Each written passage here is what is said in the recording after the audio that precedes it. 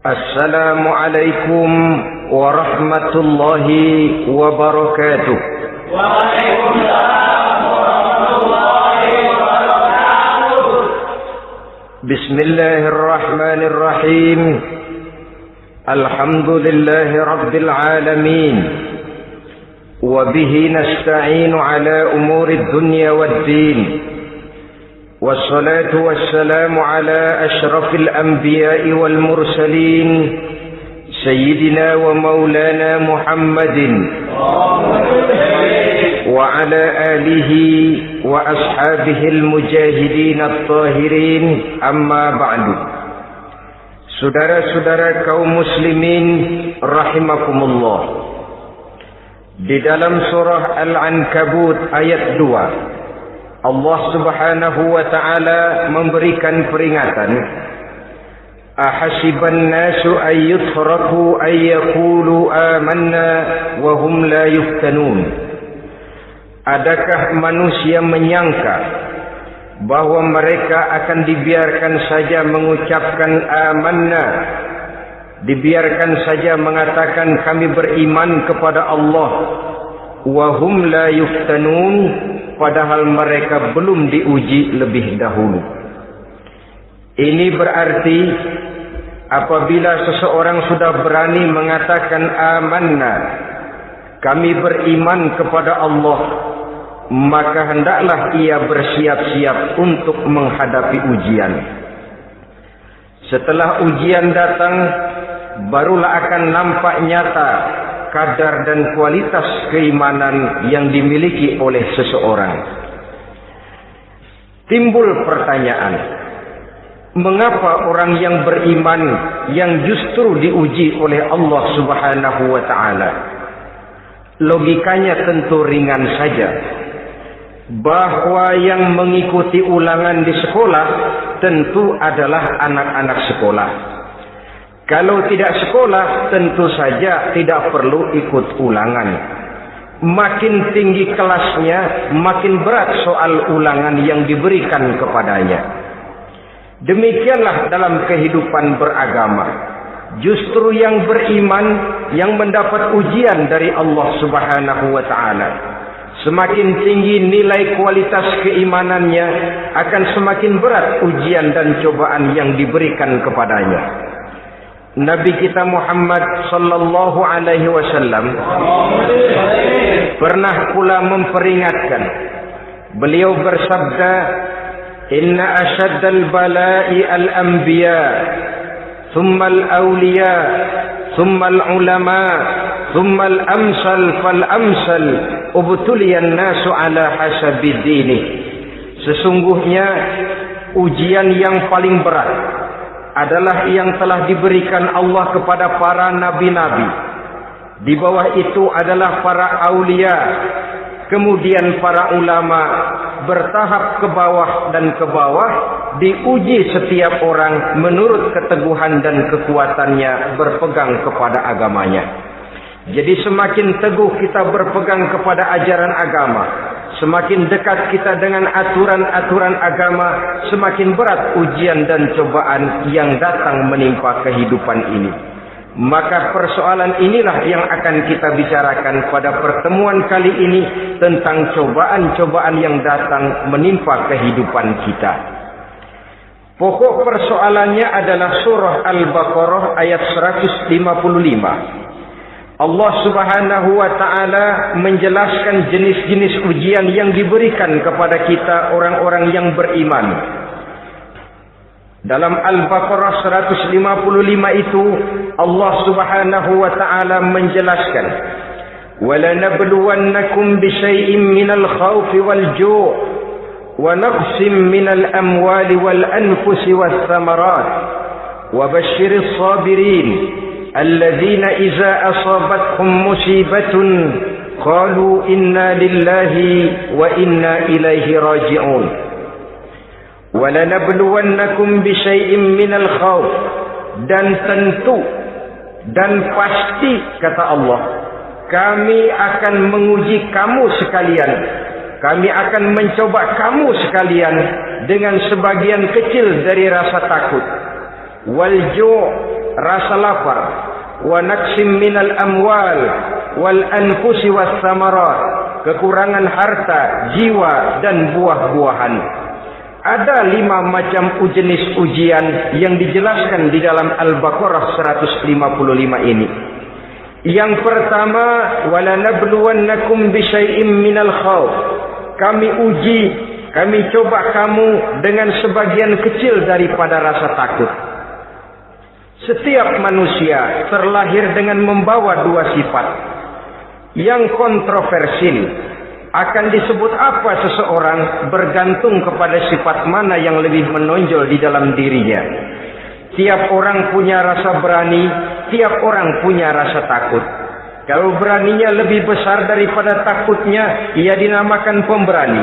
Tapi kalau takutnya yang lebih besar daripada beraninya, ia dinamakan penakut. Tapi yang jelas 2 sifat kontroversial ini memang ada dalam diri manusia. Akan diuji kamu sekalian dengan sebagian kecil daripada rasa takut. Takut yang kadang-kadang tidak beralasan. Yang kaya takut jatuh miskin, yang punya jabatan takut kehilangan kedudukan dan pengaruhnya, dan pada akhirnya yang hidup pun menjadi takut mati. Sesuatu yang sungguh tidak beralasan dan menimbulkan kegelisahan di dalam kehidupan. Mari kita lihat dampak yang ditimbulkan oleh rasa takut ini. Ada orang kaya yang takut jatuh miskin. Akibat rasa takutnya ini, pertama, ia menumpuk-numpuk harta sebisa-bisanya dengan menghalalkan segala macam cara. Tidak peduli halal haram, tidak ngerti hak batil, tidak tahu hak dan pantas dan ma'ruf munkar atau tercela. Yang penting ia bisa menumpuk-numpuk harta, menimbun-nimbunnya, tidak hanya cukup untuk dirinya sendiri. Kalau perlu anaknya sudah dipersiapkan untuk jadi orang kaya, cucunya disiapkan jadi orang kaya, anak cucunya, cucu-cucunya, seluruhnya. Dia takut jatuh miskin. Kemudian akibat dari rasa takut ini, ia pun terjebak ke dalam penyakit bakhil bin pelit alias kikir. Tidak sedikit pun tergerak hatinya untuk memberikan bantuan dan pertolongan kepada mereka yang memang memerlukannya. Termasuklah ia ke dalam apa yang diingatkan Allah, allazi jama'a malan wa addadahu yahsabu anna malahu akhlada. Orang-orang yang menumpuk-numpuk harta kemudian menghitung-hitungnya. Dia menyangka bahwa hartanya akan dapat mengekalkan kehidupannya di dunia ini. Dia menyangka hartanya akan dapat mengekalkan kebahagiaannya di dalam kehidupan ini. Maka kerjanya hanya menumpuk dan menumpuk, dan dia sangat takut untuk jatuh miskin. Saudara-saudara kaum muslimin rahimakumullah.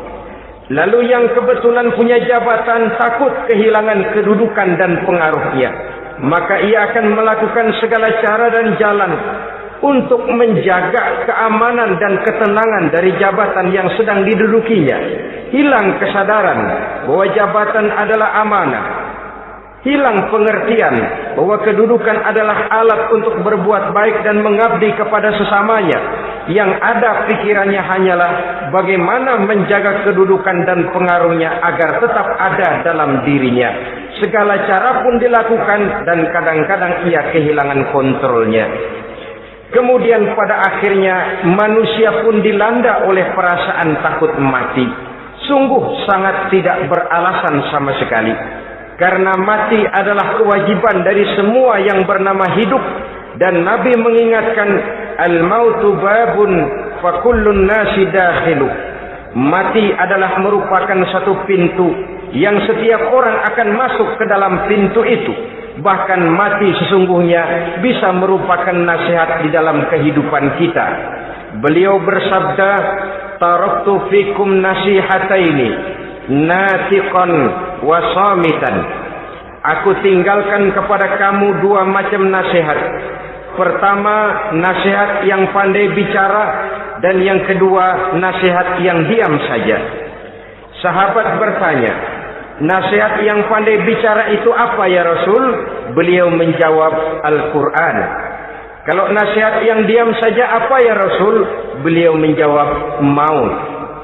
Saudara-saudara kaum muslimin rahimakumullah, yang kaya takut miskin, yang punya jabatan takut kehilangan kedudukan dan pengaruhnya, dan pada akhirnya yang hidup pun menjadi takut mati.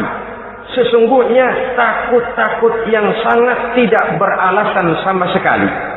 Jika orang kaya takut jatuh miskin, untuk itu kemudian dia menghalalkan segala macam cara untuk menumpuk kekayaan yang tidak akan habis dimakan selama 7 turunan, kemudian diiringi dengan sifat bakhil, sifat tertutup, sifat berpangku tangan melihat kesulitan dan penderitaan orang lain, maka sesungguhnya dia tidak merasa bahwa harta merupakan titipan dari Allah Subhanahu wa taala, bahwa ia merupakan alat dan bukan merupakan tujuan di dalam kehidupan ini. Takut miskin adalah satu penyakit yang mengakibatkan orang lupa diri dan lupa daratan. Takut kehilangan kedudukan dan pengaruh juga adalah penyakit yang menyebabkan orang menghalalkan segala macam cara untuk menjaga kedudukan dan jabatannya. Dan takut mati juga sebenarnya sesuatu yang tidak beralasan, sebab siapa yang berani hidup harus berani pula menghadapi mati. Yang takut mati tidak usah hidup saja, karena mati adalah kewajiban bagi semua orang-orang yang hidup. Oleh karenanya, rasa takut yang tidak beralasan sesungguhnya merupakan ujian untuk menguji nilai-nilai keimanan yang ada di dalam diri kita. Orang kaya diuji dengan hartanya, pejabat diuji dengan kedudukan dan pengaruhnya, manusia hidup diuji dengan akan datangnya mati yang menjemput kehidupannya.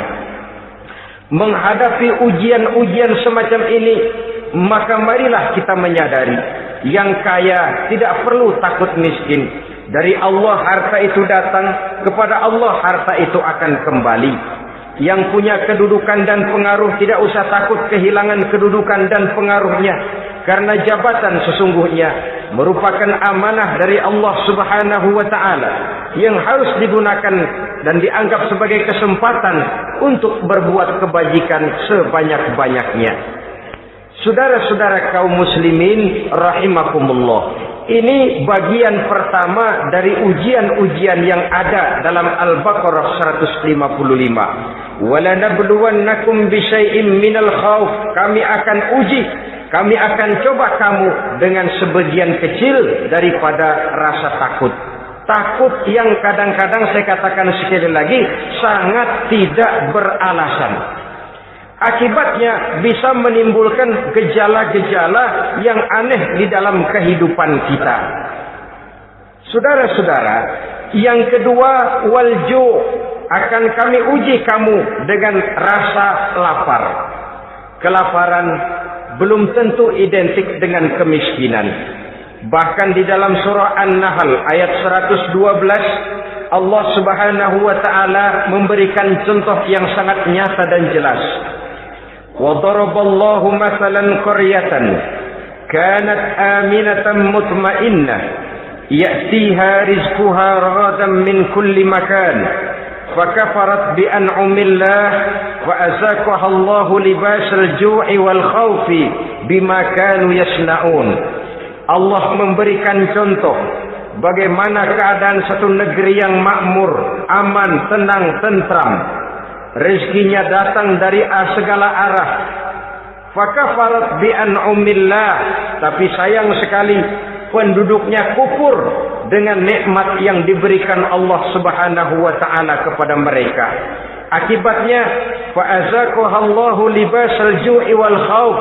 Allah timpakan kepada mereka kelaparan dan ketakutan bima kanu yasnaun, sebagai akibat dari apa yang telah mereka lakukan. Marilah kita melihat contoh dalam Al-Quran ini untuk mengadakan introspeksi di dalam diri dan kehidupan kita masing-masing. Adalah satu keberuntungan bahwa kita sebagai manusia dijadikan Allah sebagai khalifahnya di permukaan bumi ini, yang ditugaskan untuk membudidayakan alam mengelola dan mengambil manfaatnya bagi sebesar-besar manfaat di dalam kehidupan kita. Dijadikannya bumi untuk tempat tinggal kita sebagai hamparan di mana segala fasilitas dan kebutuhan hidup kita tersedia. Tinggal lagi kita pandai-pandai mengelolanya. Apalagi buat kita Muslim yang tinggal di persada Nusantara tercinta Indonesia ini. Satu negara yang orang katakan untayan jamrut khatulistiwa, yang hijau ranau subur makmur, melahirkan slogan dengan kata gemah rifah loh jenawi toto tentrem kerto raharjo. Negara yang demikian subur, negara yang demikian indah, negara yang demikian hijau ranau ini, apabila kita terkena fakafarat bi an'umillah, kufur kepada nikmat yang diberikan oleh Allah kepada kita, dia tidak akan mendatangkan ketenangan, dia tidak akan mendatangkan kesejahteraan, bahkan akan sangat boleh jadi akan menimbulkan kekacauan, ketidaktenangan dan kelaparan di tengah negara yang subur makmur. Inilah yang sangat menyedihkan. Kenapa ini bisa terjadi? Fakafarat bi an'umillah, orang kufur terhadap nikmat yang diberikan Allah Subhanahu wa taala. Diberikan negara yang subur, makmur, indah, hijau ranau, tapi dikelola dengan cara yang brutal dan membabi buta. Menguras sumber daya alam melampaui sebagaimana yang seharusnya, sehingga memperkosa keadaan alam itu sendiri.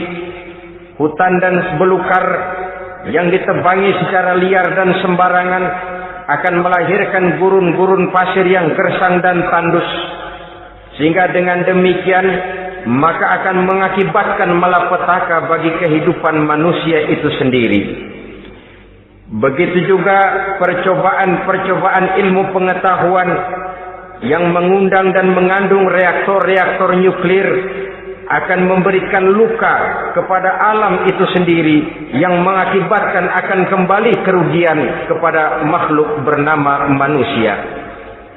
Saudara-saudara kaum muslimin rahimakumullah. Jadi dengan demikian, di dalam satu negara yang subur, hijau, ranau dan makmur, bisa saja terjadi kelaparan apabila kita ingkar, tidak mau bersyukur terhadap nikmat yang diberikan Allah kepada kita. Kita kelola alam ini seenak perut kita saja dengan tidak memikirkan akibatnya di kelak kemudian hari nanti. Kita ambil satu contoh. Orang-orang tua kita dulu pada umur 60 tahun, 70 tahun, kalau dia menanam kelapa, orang lalu bertanya, kakek nanam kelapa untuk siapa nanti?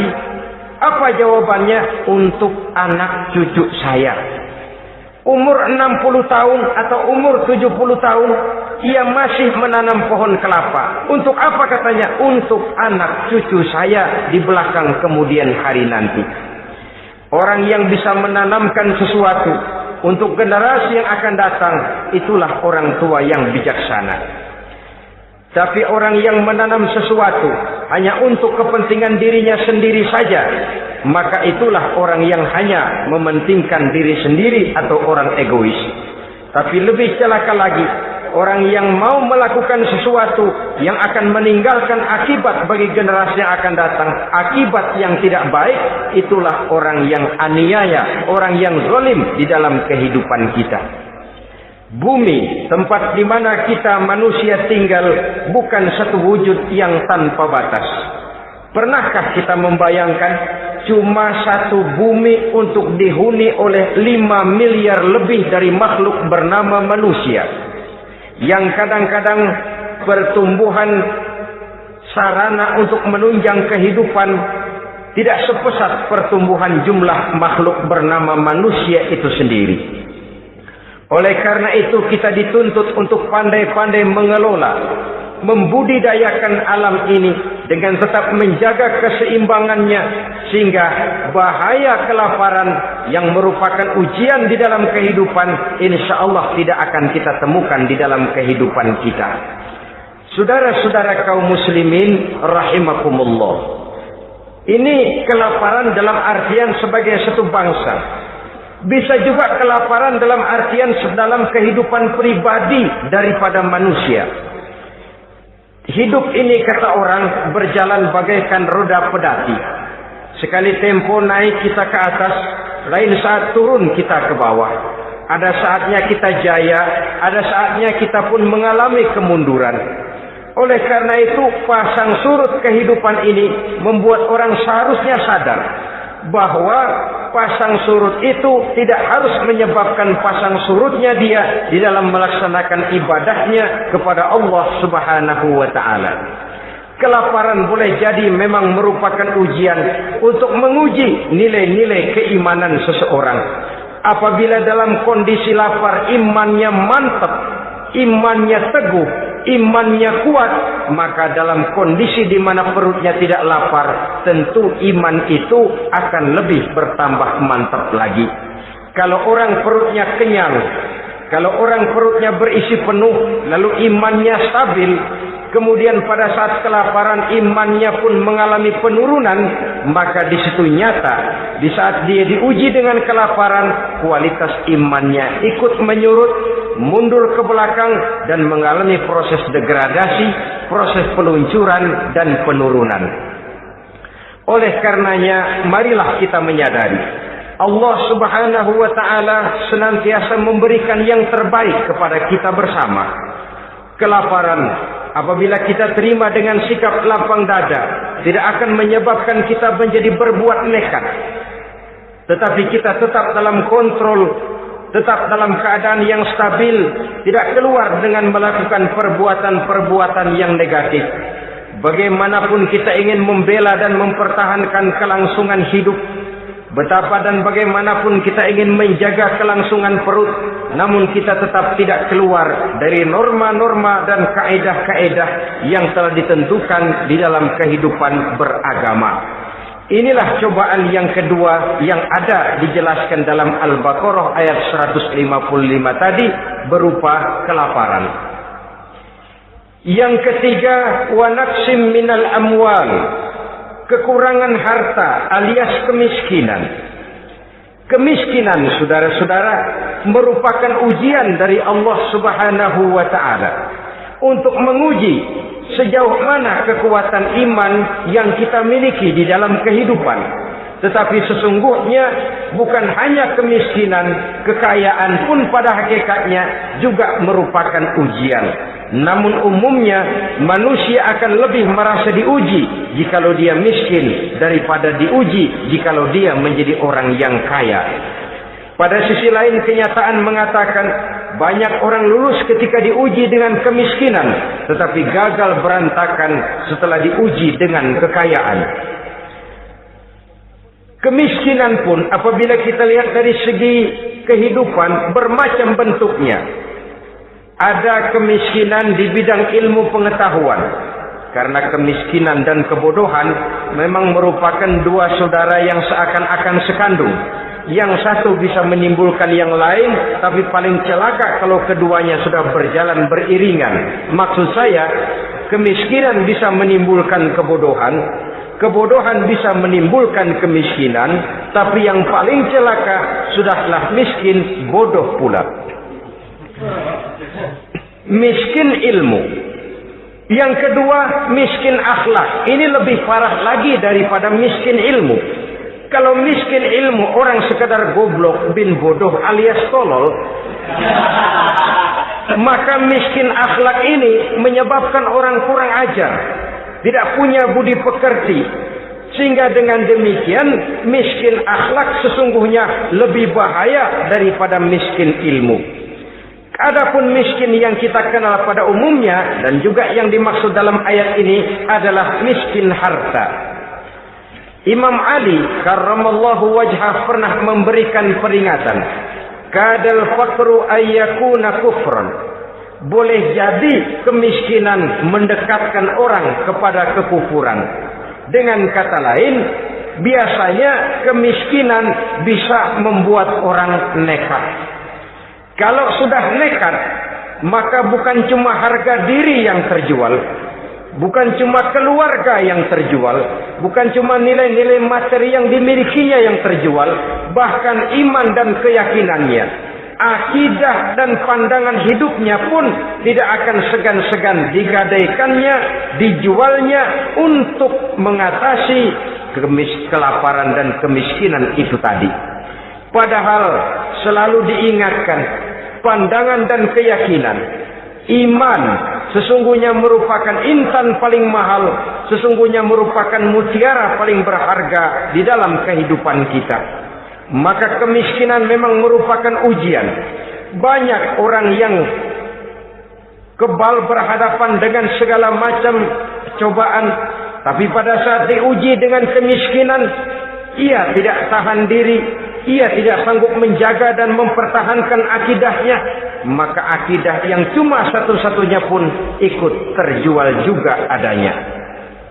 Saudara-saudara kaum muslimin rahimakumullah, mari kita menelusuri bahwa sesungguhnya Nabi menyatakan, ajaban li amril muslim, inna amrahu kullahu lahu khair.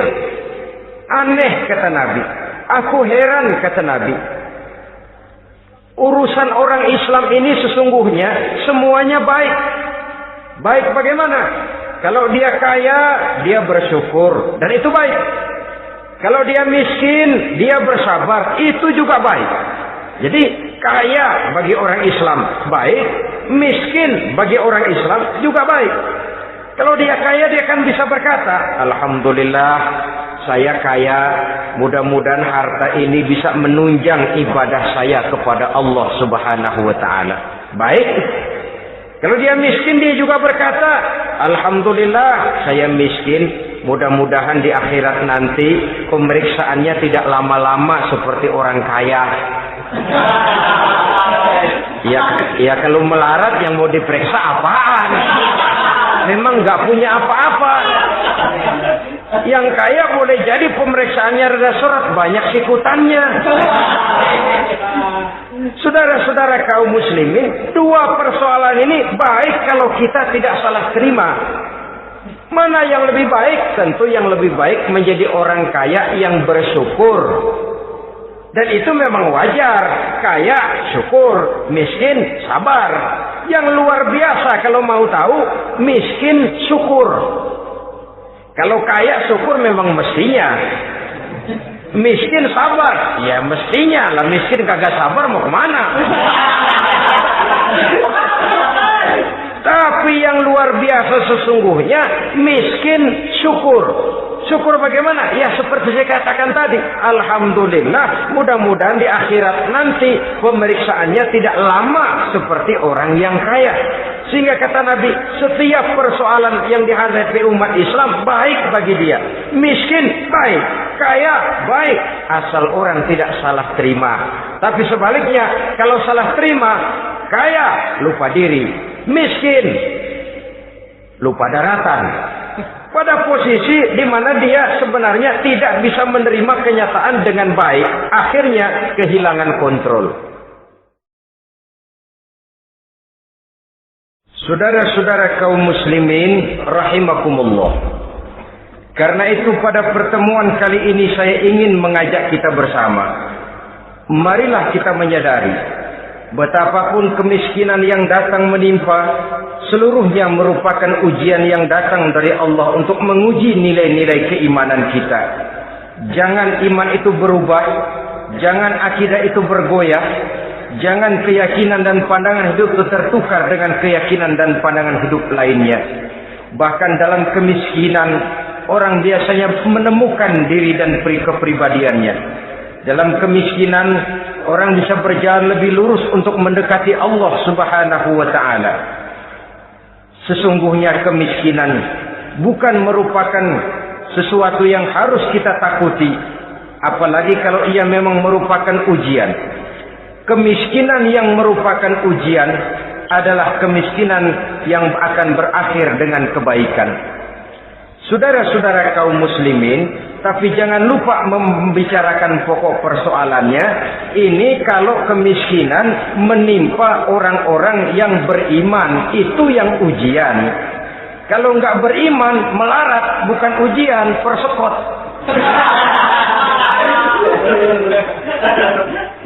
Nah, orang lalu bertanya, Pak, kalau orang kafir kaya bagaimana?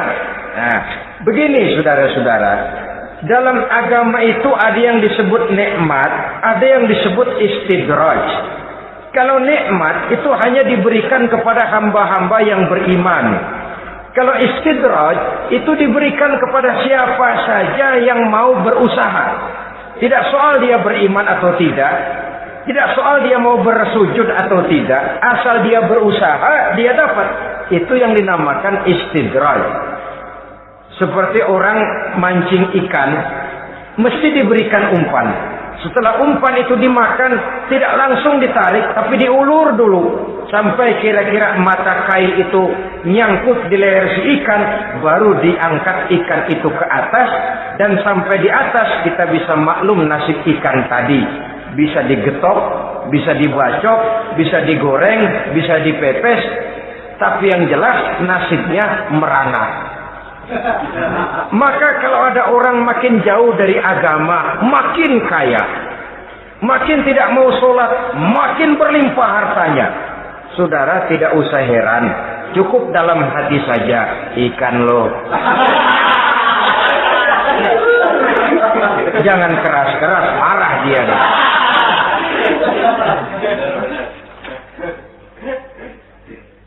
Kemiskinan apabila didasari dengan sikap keimanan merupakan ujian untuk menguji kualitas keimanan seseorang.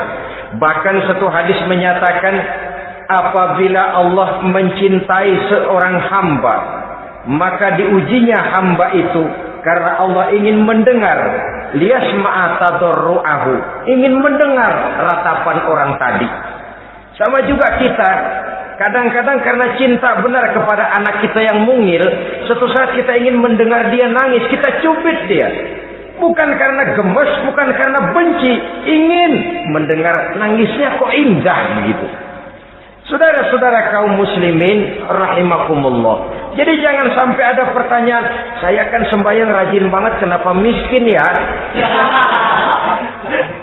Apabila sekali lagi didasari dengan sikap keimanan, maka kemiskinan merupakan ujian.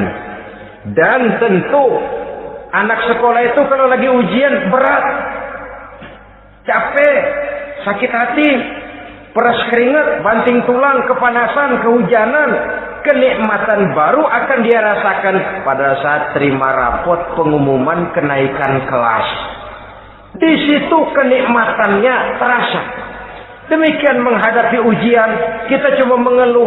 Kenapa ada rasa takut? Kenapa kelaparan? Kenapa kemiskinan? Di balik semua itu, apabila kita sudah merasakan naik kelas, akan terasalah kenikmatannya. Itu ujian yang ketiga. Yang keempat yang diceritakan dalam Al-Baqarah 155, wal anfus ay wa naqsim minal anfus, kekurangan jiwa atau kematian. Saudara-saudara, yang hidup takut mati, padahal semua makhluk hidup harus berani mati. Bagaimanapun takutnya kita kepada mati, bisakah kita menghindarkan diri dari dia? Bagaimanapun kita tidak ingin bertemu malaikat maut, kemana kita akan lari bila dia datang mengetuk pintu? Bagaimanapun kita ingin menghindar dari pertemuan dengannya, kemana kita akan lari apabila dia sudah datang hendak menjemput nyawa? Karena itu memang ada satu prinsip yang dijelaskan oleh para ulama kita, iskariman au mut syahidan. Mati dan hidup dua hal yang tidak terpisahkan. Oleh karenanya, kalau memang hidup, hiduplah secara mulia. Kalau mati, matilah secara syahid. Hidup mulia atau mati syahid. Jangan terbalik. Hidup sia-sia, mati konyol. Nilai yang tidak ada artinya. Alangkah nikmatnya hidup yang berisi kemuliaan, dan alangkah indahnya mati dalam nilai syahid. Saya ingin menyegarkan ingatan saudara-saudara kepada sikap Nabi Allah Ismail alaihi salam ketika menghadapi keputusan dari Allah Subhanahu wa taala memerintahkan Nabi Ibrahim alaihi salam untuk menyembelih leher anaknya Ismail, yang ini berarti adalah kematian. Ketika datang perintah untuk menyembelih leher Nabi Ismail, Nabi Ibrahim berkata kepada putranya, "Ya bunayya inni ara fil manami anni azbahuka fanzur maza tara." Ananda Ismail, ayah mimpi diperintah oleh Allah untuk menyembelih lehermu. Menurut pendapatmu bagaimana mimpi ini, nak? Laksanakan atau tidak usah? Saya tidak sanggup membayangkan. Anak cuma satu-satunya. Sudah lama diharapkan. Si buah hati, belahan jantung, pelanjut cerita, penerus sejarah. Ketika anak ini sedang lucu-lucunya, turun perintah untuk menyembelihnya. Ya, kalau anak kita banyak, turun perintah potong leher anakmu, mungkin kita bisa pilih yang mana yang rada bandelan nih.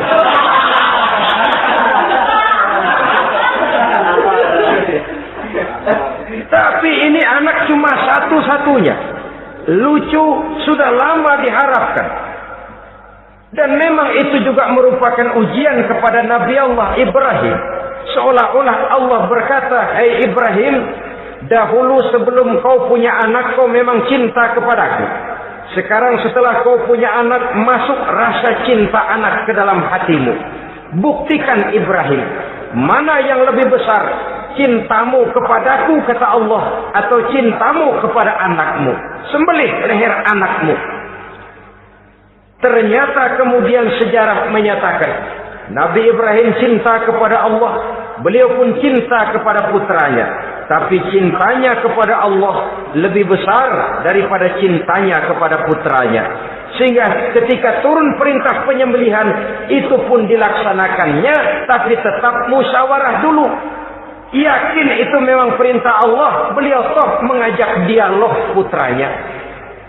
Ini yang penting dalam kehidupan kita, dialog. Nah, bapak mimpi diperintah Allah untuk menyembelih lehermu. Menurut pendapatmu bagaimana, nak? Laksanakan atau tidak? Yakin itu perintah Allah, tapi asas musyawarahnya tidak beliau tinggalkan. Walaupun yakin orang tua berbuat untuk kebaikan anak, alangkah baiknya anak diajak bicara. Sehingga dengan hasil pembicaraan ini nanti kita akan mengerti gejala perkembangan dan kemauan dari jiwa si anak tadi. Saudara-saudara kaum muslimin, apa jawaban Nabi Allah Ismail yang ketika itu masih remaja? Beliau menjawab, "Ya abatif al-ma tu'mar, satajiduni insyaallahu minas sabirin." Bapak, jikalau memang ini memang perintah Allah, laksanakan saja Bapak. Tidak usah ragu. Mudah-mudahan nanti Bapak akan menemukan saya termasuk ke dalam golongan orang-orang yang sabar. Ini pantulan doa Nabi Ibrahim dahulunya ketika meminta seorang keturunan yang merupakan anak yang soleh. Jawaban dari anak yang soleh. Kalau memang ini perintah Allah, Bapak laksanakan saja. Saya insya Allah termasuk ke dalam golongan orang-orang yang sabar. Kalau Allah memerintahkan Bapak untuk menyembelih leher saya, silahkan Pak. Saya ikhlas, saya ridho, saya rela untuk memenuhi perintah Allah Subhanahu wa ta'ala. Ini jawaban anak soleh. Sebab itu sering saya katakan, kalau kita cuma punya anak pintar tidak soleh, mungkin jawabannya nggak begini. "Nak, Bapak diperintah motong leher kamu, nak. Bagaimana pendapatmu?" Mungkin dia jawab, "Bapak aja yang Tuhan, Pak."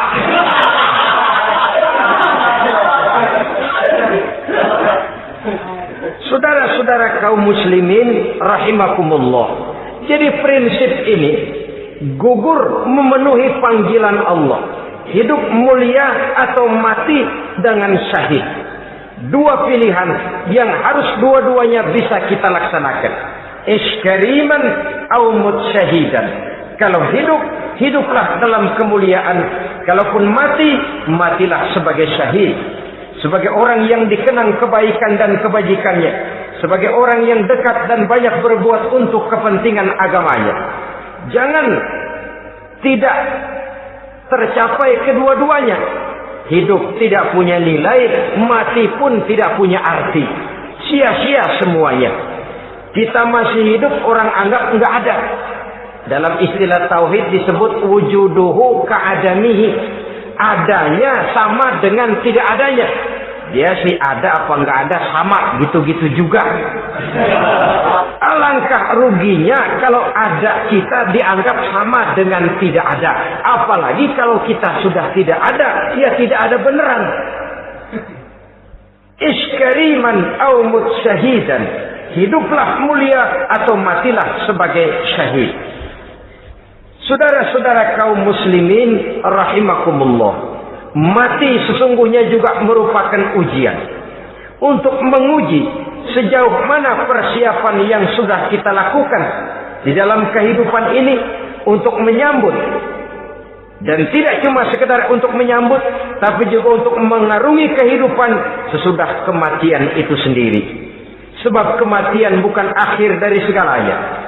Kematian cuma satu pintu di mana kita akan masuk dan akan berjalan kembali menelusuri fase-fase kehidupan yang telah ditentukan oleh Allah Subhanahu wa taala. Saudara-saudara kaum muslimin rahimakumullah. Pembicaraan tentang kematian ini pun bisa kita evaluasi. Ada yang takut mati usahanya, ada yang takut mati karirnya, ada yang takut mati rezekinya, ada yang takut mati batinnya, ada yang takut mati jasmaninya, dan lain sebagainya. Seluruh ketakutan kepada kematian itu memang merupakan hal yang wajar. Ada yang takut mati usahanya, ada yang takut mati karirnya, ada yang takut mati rezekinya. Tapi kalau ketakutan itu lalu melahirkan perbuatan-perbuatan negatif yang menimbulkan penyimpangan, itu sudah di luar dari yang seharusnya. Kematian merupakan ujian. Menghadapi segala macam ujian termasuk kematian ini akan kita bicarakan pada bagian penutup nanti. Yang kelima, saudara-saudara, ujian yang dijelaskan dalam Al-Baqarah 155 tadi, wa naqsim minas samarat, kekurangan buah-buahan. Kekurangan buah-buahan bisa berarti paceklik.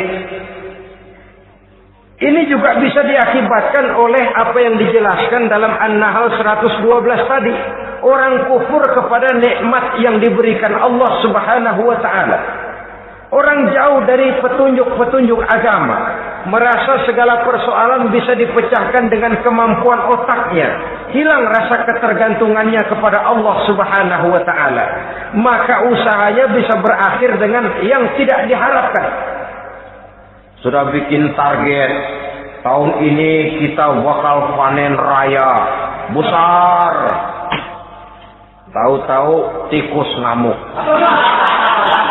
Habis padi digarap oleh tikus, panen bisa gagal. Bahkan beberapa tahun yang lalu kita masih ingat bagaimana ulat-ulat menyerbu pohon-pohon jambu. Ribuan batang pohon jambu, ribuan pohon-pohon jambu itu mati. Lalu jambu-jambu itu tidak bisa lagi dimanfaatkan dalam kehidupan. Tikus yang menyerbu sawah, ulat yang menyerbu pohon-pohon jambu, angin topan, puting beliung, gempa bumi, itu sudah proses-proses di luar kemampuan manusia untuk mendeteksinya. Disinilah manusia harus sadar bahwa setelah ia berusaha dan berusaha sesuai dengan keterikatannya kepada hukum alam, kepada sunnatullah, maka ia harus punya sandaran vertikal kepada Allah Subhanahu wa taala. Agar bila usahanya berhasil, dia tidak lupa diri dan lupa daratan. Dan apabila usahanya kemudian ternyata gagal, dia tidak menjadi putus asa, buruk sangka, sempit hati, cuplik pandangan. Cobaan datang dari Allah Subhanahu wa taala berupa kekurangan buah alias paceklik. Saudara-saudara, menghadapi cobaan dan ujian yang saya katakan tadi, 5 macam ini, apa konsepnya, apa jalan keluarnya? Ayat selanjutnya dalam kalimat tadi menjelaskan, wabasyiris sabirin, menghadapi ujian-ujian dalam hidup, baik rasa takut, kelaparan, kemiskinan, kematian, kekurangan harta, kekurangan buah-buahan. Wabasyiris sabirin, gembirakan orang-orang yang sabar. Menghadapi segala macam ujian tadi, gembirakan orang-orang yang sabar. Siapa orang yang sabar itu? Alladzina iza asabathum musibatun qalu inna lillahi wa inna ilaihi raji'un. Yaitu orang-orang yang apabila menghadapi ujian, ditimpa musibah, mereka berkata, sesungguhnya kami berasal dari Allah dan sesungguhnya kepada Allah pula kami akan kembali. Bukan cuma sekedar ucapannya, tapi penghayatannya kepada filsafat yang terkandung di dalam kalimat itu tadi.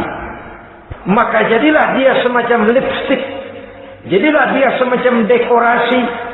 Apabila kita berjanji dan dalam hati kita sudah ada kemungkinan besar kita tidak akan datang, kita tetap menggunakan kata-kata insya Allah. Padahal yang jelas tidak akan mau datang adalah kita. Kita sandarkan dan kita kembalikan itu kepada Allah. Sesungguhnya kami berasal dari Allah. Sesungguhnya kepada Allah juga kami akan kembali. Bukan cuma sekedar ucapannya, tapi juga penghayatan kepada filsafat yang terkandung di dalamnya. Kalau suatu saat kita harus kehilangan harta yang kita miliki, kenapa tidak berpikir inna lillahi wa inna ilaihi raji'un? Bahwa dulu pun ketika lahir ke dunia ini tidak ada harta yang saya bawa. Kalau sekarang harta itu hilang, inna lillahi wa inna ilaihi raji'un. Itu yang saya maksud. Kalau sekarang, kalau suatu saat kita harus melepaskan pangkat jabatan yang kita sayangi, kenapa kita tidak kembali kepada inna lillahi? Dulu pun ketika waktu lahir ke dunia ini tidak ada pangkat dan jabatan yang saya bawa. Kalau sekarang harus pensiun, inna lillahi wa inna ilaihi raji'un. Ini kadang-kadang enggak. Dengar mau mutasi, mau pensiun, mulutnya inna lillahi, tapi gerbek-gerbek dukun diusul.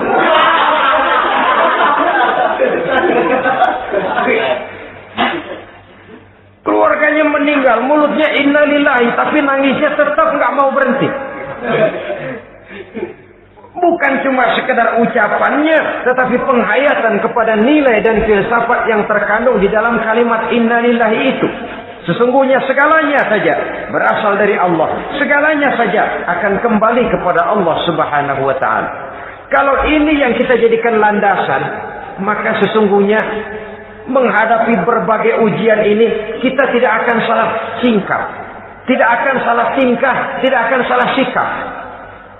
Kalau sudah ini dasar dan fondasi yang menjadi landasan tempat di mana seluruh cobaan datang bertumpuk, segalanya datang dari Allah, segalanya akan kembali kepada Allah, maka betapapun bertumpuk ujian datang menimpa, rasanya tidak akan lagi membuat kita goyah, karena fondasi tempat kita berdiri sudah demikian kokoh dan kuatnya. Dan fondasi itu inna lillahi wa inna ilaihi raji'un. Segalanya datang dari Allah, segalanya akan kembali kepada Allah Subhanahu wa ta'ala. Keyakinan ini memberikan kelapangan jiwa. Dari kelapangan jiwa, maka akan tertuang ketenangan dan ketentraman. Jauh dari stres, jauh dari darah tinggi, jauh dari bingung, jauh dari rasa takut. Segalanya sudah kita kembalikan kepada Allah Subhanahu wa ta'ala. Saudara-saudara kaum muslimin rahimakumullah. Oleh karenanya, ini jalan keluar dan inilah orang yang sabar. Yaitu orang yang mengembalikan segala persoalan bahwa segalanya datang dari Allah, segalanya akan kembali kepada Allah.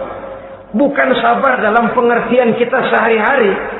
Sabar, maaf ya, dalam pengertian kita sehari-hari biasanya orang yang sabar yang gak banyak tingkah.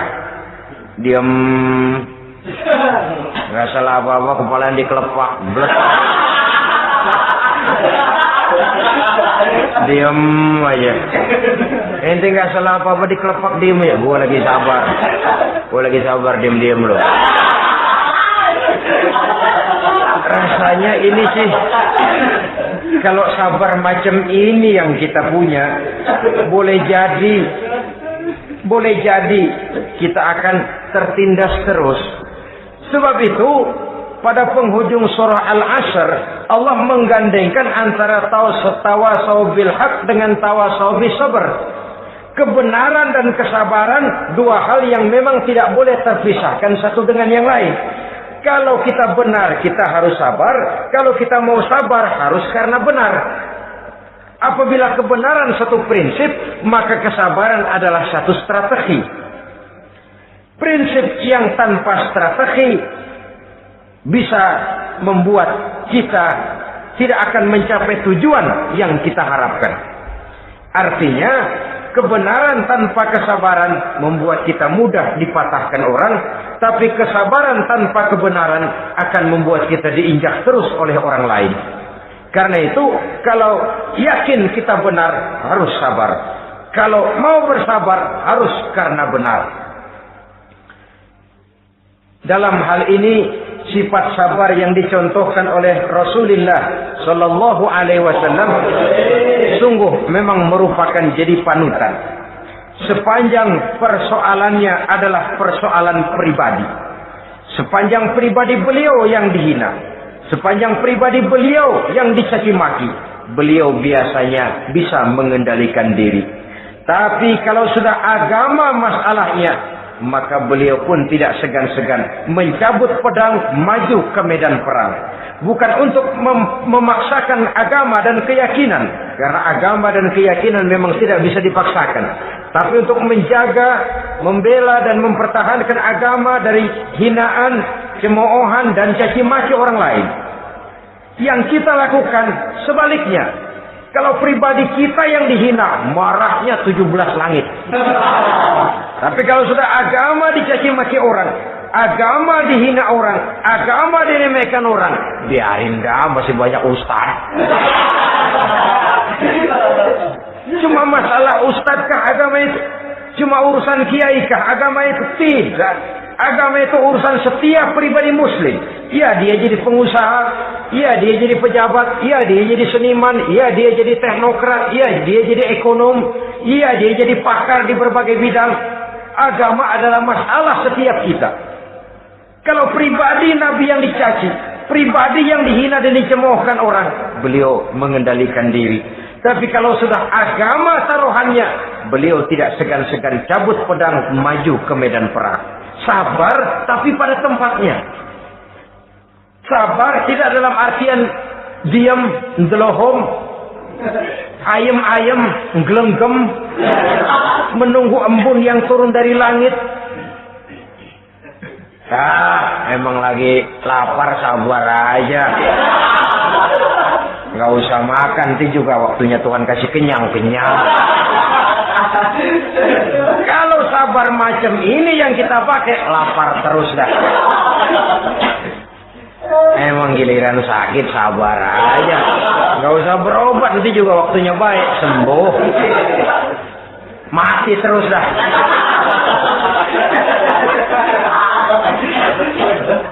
Ya, perkara ada orang sakit tidak berobat sembuh, itu hak Allah. Tapi tidak boleh kita jadikan sandaran, apalagi kalau makom kita dengan Allah masih sedemikian jauhnya. Itu hanya ucapan dari orang-orang yang makom dia dengan Allah itu sudah tidak ada jarak. Permohonannya dipenuhi, kehendaknya dituruti, sebab dia dengan Allah sudah sedemikian dekatnya. Kalau kita masalahnya, yang antara kita dengan Allah ini dilapisi oleh dosa dan kesalahan yang kita kerjakan sendiri, rasanya kita masih harus banyak berbuat sesuai dengan keterikatan kita kepada sunnatullah itu. Orang yang sabar adalah orang yang sadar kepada hakikat dan filsafat yang terkandung di dalam kalimat inna lillahi wa inna ilaihi raji'un. Segalanya datang dari Allah, segalanya pun akan kembali kepada Allah.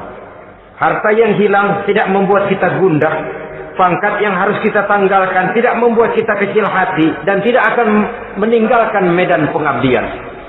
Kenapa? Kita cuma menganggap itu satu titipan. Lain kalau kita anggap itu punya kita, jabatan punya kita. Nah, itu yang kita suka wangkeng. Saudara-saudara kaum muslimin, kesimpulannya, banyak cobaan-cobaan dalam hidup. Yang dibicarakan dalam Al-Baqarah 155 ini sebagian kecil dari rasa takut, kelaparan, kemiskinan, kematian, dan kekurangan buah-buahan. Menghadapi segala macam ujian tadi, kembalilah kita kepada dasar inna lillahi wa inna ilaihi raji'un. Segalanya datang dari Allah, segalanya pun akan kembali kepada Allah. Semoga dengan sikap ini kita akan lapang dada menghadapi ujian, dan akan semakin tangguh iman dan akidah kita menghadapi cobaan yang datang menimpa. Inilah pertemuan pada kali ini, semoga ada manfaatnya. Terima kasih atas segala perhatian, mohon maaf atas segala kekurangan. Usikum wa nafsi bitaqwallah. Wassalamualaikum warahmatullahi wabarakatuh. Waalaikumsalam.